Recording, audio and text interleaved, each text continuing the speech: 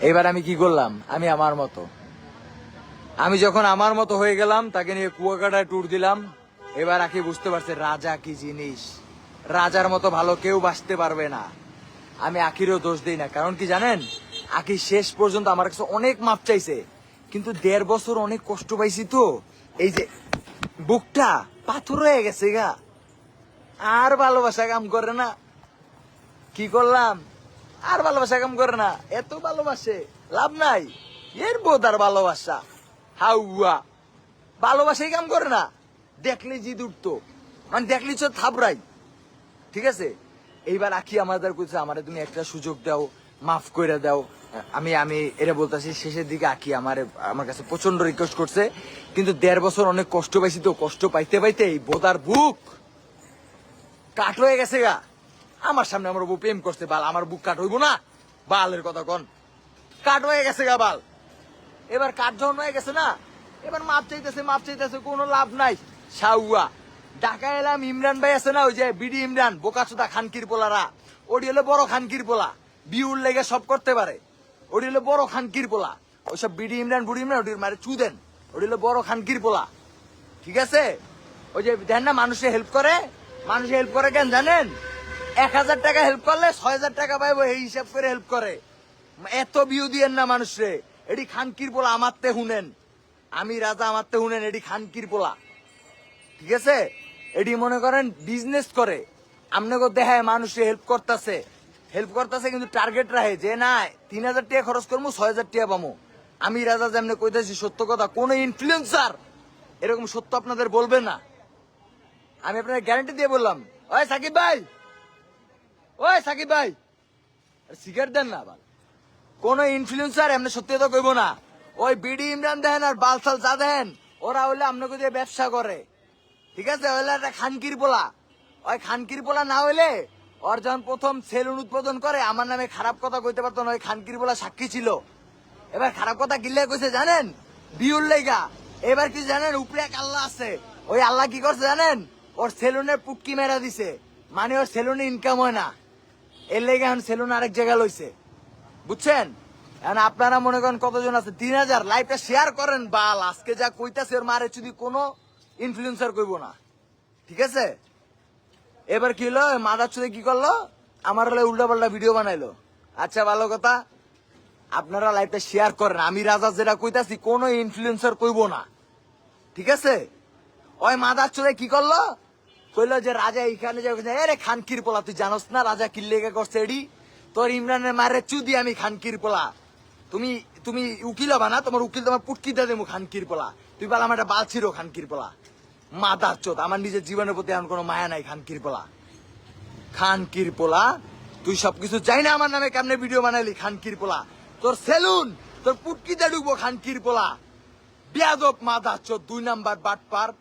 ওই বিডি ইমরানে দেন না সুন্দর চেহারা, ওই হইলো একটা ক্রিমিনাল খানকির পোলা, বুঝছেন, বিউর লেগা মানুষ বেচ চালাইতারে মাদার চোদে। ঠিক আছে, আমি ওর লাগে আমার খুব ভালো সম্পর্ক, কিন্তু এই লাইভে আমি আজকে আমার মনের কথা কইলাম, কি লেগে আমার জীবনটা নষ্ট হয়ে গেছে রে ভাই, আমার জীবন নষ্ট হয়ে গেছে। আমি আর ভাই কিছু ডরাই না, আমার এই আমি জানি কালকে সকালে হয়তো আমার পুলিশে ধরে লাই যাবো, আর নাইলে হয়তো আমি গেউম হয়ে যাবো গা, কিন্তু কিন্তু আমি ডরাই না ভাই, তুই ডরাই দেন। আরে ভাই জমছে মিয়া, 8000 ভিউ, হাজলাম সুলতান। নাম কি,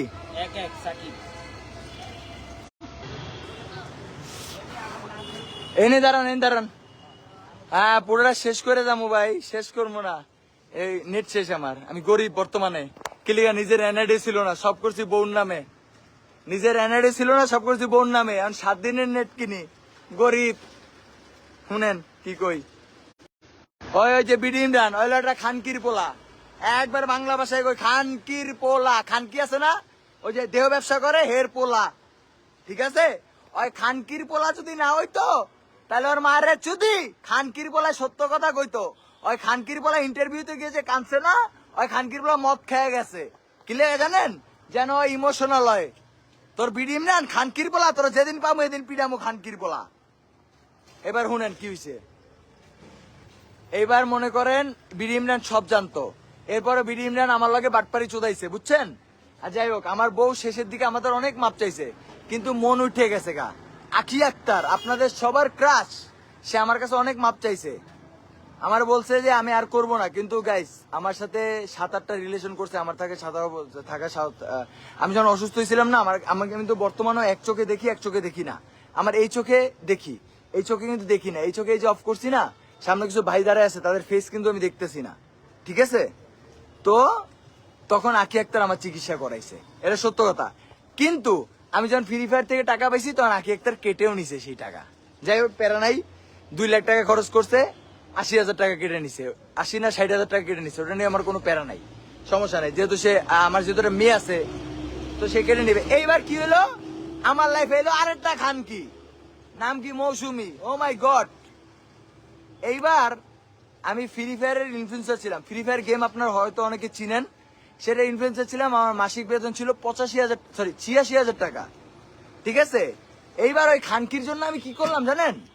আমার যে ইউটিউব চ্যানেল, যেটার মাধ্যমে আমি টাকা পাইতাম 1.6 মিলিয়ন, মানে 16 লাখ না, 16 লাখ সাবস্ক্রাইবারের চ্যানেল আমি 3 লাখ টাকায় বিক্রি করলাম। কেন? বাসা নিতে হবে, বাসার আসবাবপত্র কিনতে হবে। আর এই যে বর্তমানে যে মোবাইলটা দিয়ে লাইভ করতেছি, 1 লাখ টাকা দিয়ে কিনছি, ঠিক আছে? তো তার জন্য আমি করলাম। এইবার সে হয়েছে কি জানেন, প্রথম দিকে আমি কিন্তু অনেক মদে অ্যাডিক্টেড ছিলাম। কেন? আখি একটা যখন আমাকে ছেড়ে চলে গেছে না, তখন আমি মদে অ্যাডিক্টেড ছিলাম, কষ্ট বলার জন্য। তো সে সব মেনে নিল, আমাকে বিয়ে করলো, আলহামদুলিল্লাহ। উফ, কি সুখে সংসার, মারে চুদি। বিয়ে করলো, বিয়ে করার পরে কি হলো, আমার দেখতে হয়তো একটু ক্রিমিনাল লাগে ভাই, ছোট কালতে মা নাই রে ভাই। পরে একটা বিয়ে করছি, বউরে নিজে সব মনে করছি এই আমার শান্তি, সেই বউ আমার লাগে এমন করলো। এরপর আরেকটা বিয়ে করলাম, সেই বউ কি করছে এর সুখ বলি। এবার কি হলো, মৌসুমীকে বিয়ে করলাম। আখি আক্তারের প্রতি মন উঠে গেছে। আখি আক্তার, আমি যদি কোনো মিথ্যা কথা বলে থাকি, আমার যে মেয়ে, আপনারও মেয়ে, আপনার মা, আমারও মা, রানিয়ার মাথা ছুঁয়ে এসে বলবেন যে রাজা মিথ্যা বলছে। কিন্তু আমি বলি, আপনি শেষের দিকে আপনার ভুল বুঝতে পারছেন, আপনি আমার কাছে অনেক মাপ চাইছেন, কিন্তু আমি আপনাকে মাফ করি নাই, এটা সত্য কথা। আমি আপনাকে অনেক মারধর করছি শেষের দিকে, কারণ আমি তখন মাফ করতে পারি নাই, কারণ আমি আপনাকে খুব ভালোবাসছিলাম। আপনি কেন আমার সাথে বেইমানি করবেন? তাই আমি ওই বেইমানিটা সহ্য করতে পারি নাই। যাই হোক, আখি একটা শেষের দিকে নিজের ভুল বুঝতে পারছে, কিন্তু আমি তাকে মাফ করতে পারি নাই। তারপরে আমি মৌসুমীকে বিয়ে করলাম, সে আমাকে অনেক ভালোবাসা দেখালো। ও ভালোবাসার মারে চুদি, খানকির বাচ্চা, এটা হলো বড় খানকি,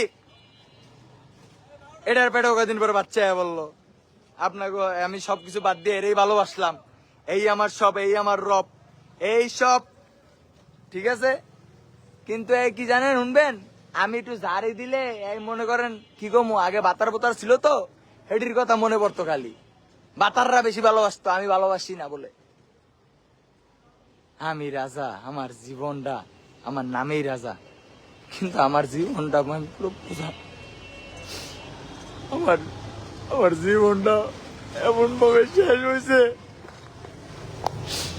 আমি আমি আমি যদি পারতাম, আমার একটা বাচ্চা মৌসুমীর পেটে, আমি আর নিতে পারতেছি না। আমার এই বাচ্চাটা নিয়ে কি করতেছে, আমার এই বাচ্চারা, আমি রানী, আমার মা, আমার কলজার টুকরা, এই মাইয়াটার আমি বুঝলাম কত কষ্টে আছি। এর ভিতরে আবার কি হলো, মৌসুমী আমার এই দোষ ধরে, আমি বলে আমার এক্স বললো কথা কই, এইটা করি ওইটা করি। আমার এই জীবন আমি কিন্তু সব সহ্য করছি ভাই, আমি একটা মানুষ রে ভাই, আমি আর পারি না, আমার কলজাটা ফাইটটা যায়। আমি এত দোষ, আমি সব দোষ আমার লয়েছি, কিন্তু আমি আর পারতাছি না ভাই। আজকে আমার বউ মৌসুমী একটা শাড়ি দেওয়ার কারণে ওরে আমি একটা থাপড় দিছি, শুনবেন কি হয়েছে, আমার জুতা দিয়ে মারছে, আমার জুতা দিয়ে আমার গায়ে হাত করছে। আমি আমি মৌসুমীর এত ভালোবাসছি জানেন, আমি বুঝছি যে আগে গেছে গেছে, এই মৌসুমী মনে হয় আমার জীবনের সব, কিন্তু ওই আমার লগে আজকে যা করছে আমি আমি এটা মাইনা লইতে পারতেছি না গাইস। আমি জানি আপনারা অনেক হাসবেন, এটা করবেন ওটা করবেন, কিন্তু আমি আজকে চা সত্য সব কইলাম, আমি আর পারতাছি না। আমি তো একটা মানুষ, আমার আর সহ্য হয় না। আমি আমি সব চাই না, আমি কি করলাম আমার জীবনটাতে, আমার জীবনটা আমি নিজে নষ্ট করে লাইলাম। ও আমার আমার আর ভাল লাগে না, আমার ভালো লাগে, আমার মামু উঠেছে।